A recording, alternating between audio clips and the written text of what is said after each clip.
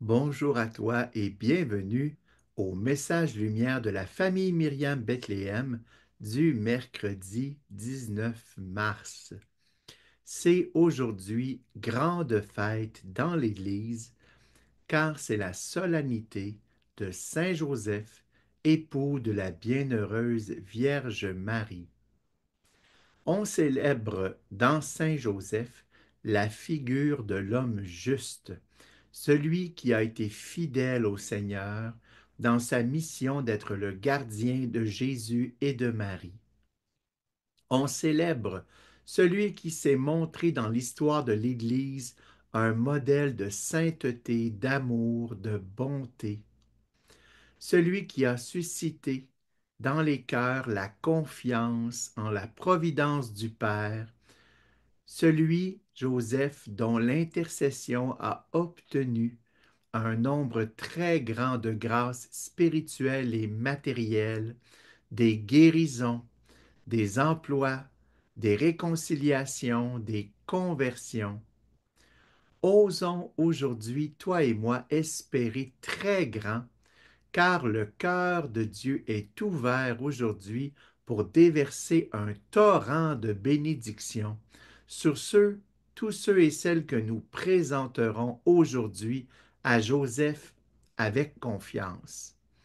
Et je voudrais te parler aujourd'hui d'un côté extraordinaire de notre ami Joseph, auquel on ne pense peut-être pas souvent, et qui est une autre façon dont Saint Joseph pourrait nous aider aujourd'hui dans notre chemin et dans notre mission de sainteté. Je veux te parler du côté discret de Joseph, de son effacement devant Marie, devant Jésus, de son silence devant le mystère exceptionnel qui liait son épouse et son fils. Et c'était un mystère que Joseph a dû accepter et protéger jusqu'à son dernier souffle. Est-ce que ça t'arrive, toi, comme à moi, de voir des fois chez les autres qui aiment le Seigneur des talents exceptionnels, des dons particuliers, et de trouver que toi, tu es pas mal ordinaire, un peu comme une tranche de pain sans beurre, sans confiture, sans rien de spécial?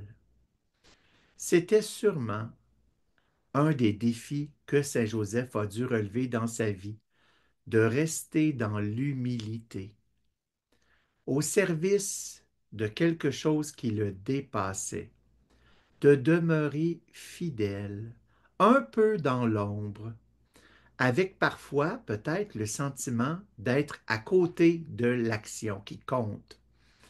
Peut-être que dans ta vie, tu vis ces moments où tu pourrais avoir l'impression que ce que tu vis, que ce que tu fais, ne représente pas grand-chose, qu'on pourrait un peu se passer de toi et que ça ne ferait pas une grande différence. À moi, ça arrive parfois. Et j'ai découvert en Joseph un ami avec qui je peux parler pour lui confier ses sentiments et pour lui demander de m'accompagner dans cette solitude, de garder ma fidélité dans les petites choses sans me décourager. On peut s'encourager maintenant en regardant Joseph et en voyant la grandeur de l'amour que l'Église lui porte aujourd'hui. Hein, jusqu'à ce jour, Joseph nous révèle que l'humilité et l'effacement ne sont pas synonymes d'inutilité, de stérilité ou d'échec, mais ce sont les compagnons, l'humilité et l'effacement, ce sont les compagnons, les protecteurs de la vie théologale, hein, cette vie qui est au cœur, dans notre cœur et qui nous unit à Dieu par la foi, l'espérance et la charité. Et c'est ce qui nous permet de faire l'expérience la plus importante du monde, l'expérience de la providence et de la miséricorde infinie de notre Dieu, la Sainte Trinité. Alors pourquoi aime-t-on autant cet homme, ce Saint Joseph, un peu ordinaire? Pourquoi peut-on l'invoquer sous tant de vocables pour lui demander son intercession? Joseph, époux de la Vierge Marie. Joseph, gardien des cœurs purs. Joseph, notre modèle dans le travail. Joseph, espérance des malades. Joseph, consolateur dans la souffrance. Joseph, soutien des familles. Joseph, patron des personnes mourantes. Joseph, terreur des démons. Joseph, patron de l'Église universelle. Je te cite, avant de te laisser, un texte du pape François qui répond un peu à cette question.